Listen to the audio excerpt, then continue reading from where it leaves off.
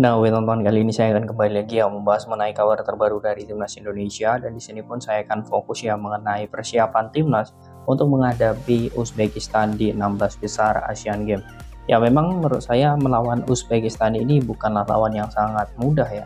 Karena saya melihat di kaliku Timnas Indonesia dari persiapan dan juga beberapa kendala baik itu di lini serang ataupun di lini tengah itu selalu terjadi ketika di pertandingan, baik itu melawan China Taipei, kemudian Kyrgyzstan, dan juga salah satunya Korea Utara. Tetapi saya melihat Indonesia harus berbenah karena saya melihat memang ada beberapa kekuatan yang memang di sini sangat luar biasa dari Uzbekistan. Saya akan membongkar mengenai kekuatan Uzbekistan karena saya melihat bahwa Uzbekistan ini memiliki kekuatan yang memang sangat bagus. Sebelum saya melanjutkan video ini, jangan lupa untuk membantu channel saya. Silahkan tekan tombol like-nya, komen, dan juga subscribe, serta tekan tombol loncengnya ya agar kalian mendapatkan notifikasi dari video-video saya selanjutnya. Nah, di sini pun langsung saja saya melihat bahwa Uzbekistan ini ketika datang ke China itu menggunakan mayoritas pemain yang ada di kualifikasi Piala Asia U23 kemarin. Dan saya melihat semua pemain-pemain Uzbekistan ini memang rata-rata usianya itu di bawah 22 tahun. Dan Rebka pun terbukti ya, hingga saat ini dia pun juga tidak mengirimkan tim senior ya ataupun pemain timnas senior di sini, tetapi Uzbekistan ini memiliki persiapan yang sangat matang. Ya, memang inilah teman-teman perbedaannya dengan kita. Kalau kita kemarin banyak sekali problem ya, apalagi para pemain-pemain diaspora ya, ada juga pemain-pemain grade A seperti Iva, Rafael itu harus kembali ke klub karena memang tidak diizinkan. Berbeda dengan Uzbekistan. Uzbekistan di sini saya melihat kurang lebih ada 5 pemain ya yang saat ini berada di Liga Rusia, dan semua itu hadir ya atau menjadi bagian di Asian Games kali ini. Artinya dari segi komposisi Indonesia juga tidak bisa menganggap remeh Uzbekistan, karena saya melihat untuk 16 besar ini persaingan sangat ketat sekali.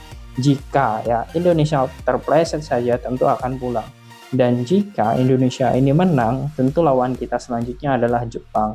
Memang ini tidak mudah, jadi jangan sampai dengan adanya Ramadan Sananta itu kita berpuas diri atau kita berbangga diri. Ya, kita belum tahu apakah yang dilakukan Uzbekistan nanti. 2 laga saat melawan Hong Kong ya, itu menang 1-0 dan juga 2-1. Itu membuktikan bahwa Uzbekistan secara mental dan juga secara skema permainan itu sudah siap dan siap menang tentunya. Dan kita sebagai pecinta timnas juga harus melihat apa yang menjadi kelebihan dari Uzbekistan ini, agar nantinya itu bisa menjadi evaluasi bagi Coach Indra untuk mempersiapkan beberapa taktik nantinya. Dan saya melihat Coach Indra pun ketika Uzbekistan melawan Hong Kong kemarin, beliau juga menyaksikan. Nah, ini menjadi modal yang sangat bagus sebenarnya bagi Indonesia.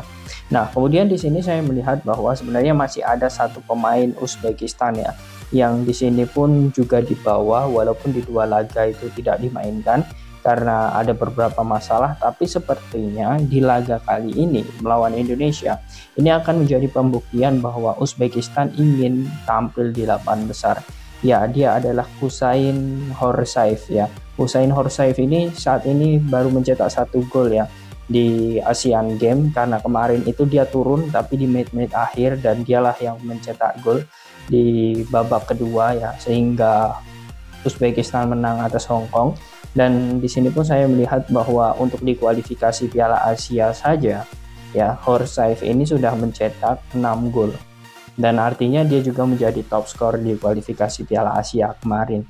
Nah, ini memang sangat luar biasa menurut saya pemain ini, dan ini yang harus diantisipasi nanti bagi pecinta sepak bola dan juga bagi skuad timnas Indonesia, terkhusus yang di lini belakang. Karena pergerakannya ini sangat mematikan dan diharapkan ini bukan laga main-main. Jadi di Asian Games ini jangan sampai kita meremehkan lawan. Karena secara komposisi saya melihat juga Indonesia ini dibanding dengan China Taipei, kemudian dibanding dengan Kyrgyzstan ya, itu memang kita lebih unggul. Bahkan dibanding dengan Korea Utara kemarin, kita pun dari segi market value juga unggul. Tetapi saya melihat untuk melawan Uzbekistan ini kita kalah teman-teman dari segi market value. Ya, saya melihat di sini untuk market value atau harga pasaran seluruh pemain dari Uzbekistan itu 144 miliar. Sedangkan Indonesia itu hanya 73 miliar. Nah, menurut saya ini memang menjadi keuntungan bagi Uzbekistan untuk mengalahkan Indonesia dari beberapa data itu. Tetapi saya yakin bagaimana strategi atau kesalahan-kesalahan yang memang terjadi saat melawan Korut, kemudian China Taipei, Kyrgyzstan itu tidak akan terjadi lagi. Karena menurut saya sudah cukup ya 3 pertandingan bagi Coach Indra untuk bisa memaksimalkan kesalahan tersebut agar bisa dibenahi ketika melawan Uzbekistan.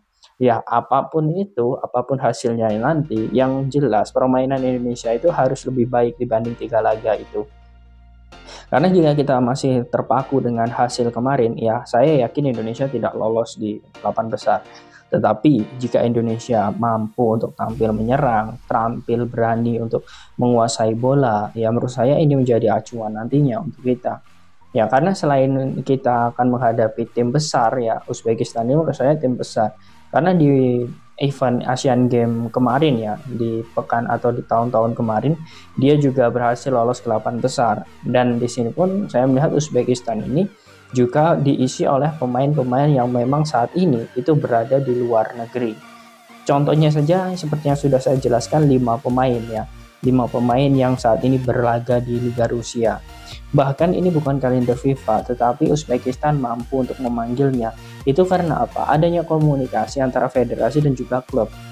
Karena seperti ini tidak ada ya dalam hal ini penolakan bagi klub jika memang ada komunikasi 2 arah atau komunikasi antara federasi dan juga klub itu. Jadi untuk FIFA ini terserah klub ya. Kalau bukan kalender FIFA ini terserah klub.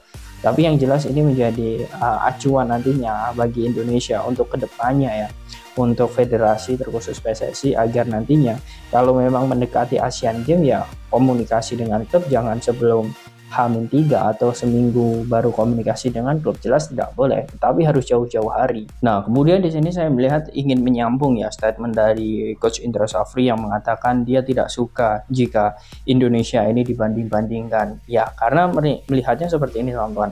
Saya di sini bagian yang memang ingin menjadi jalan tengah ya. Coach Indra ini tidak suka karena memang proses dari timnas Indonesia ini masih sebentar, atau pola latihan untuk persiapan ini sangat sempit dan mepet sekali. Jadi tidak suka dalam hal ini Coach Indra ini banyak sekali netizen yang memang berkomentar negatif ya, karena memang dari segi persiapan Indonesia memang kurang dan itu memang realitanya seperti itu. Tetapi ya menurut saya ini bukan kalender FIFA dan PSSI pun juga tidak memberikan target tinggi. Yang jelas apapun hasilnya melawan Uzbekistan nanti kita harus bisa terima dan kita harus bisa melihat apa yang akan dilakukan oleh Coach Indra ke depan. Karena setelah ini tidak ada agenda lagi dan kita tidak tahu apa yang akan jadi agenda dari Coach Indra ini. Apakah dia akan membantu Dirtek ataukah akan membantu Coach Sintayong. Tapi yang jelas ini menjadi momen yang bagus, momen yang sangat luar biasa bagi pertumbuhan sepak bola nasional. Karena saya melihat dengan tidak adanya Ivar, kemudian Rafael dan sebagainya, itu sebenarnya bisa menjadi acuan bagi para pemain yang dipanggil saat ini untuk dimainkan agar mereka memiliki jam terbang seperti itu. Apapun hasilnya melawan Uzbekistan, menurut saya jika memang ya ini bukan berarti saya mendoakan ya, jika memang Indonesia kalah ya para pemain yang belum main segera dimainkan.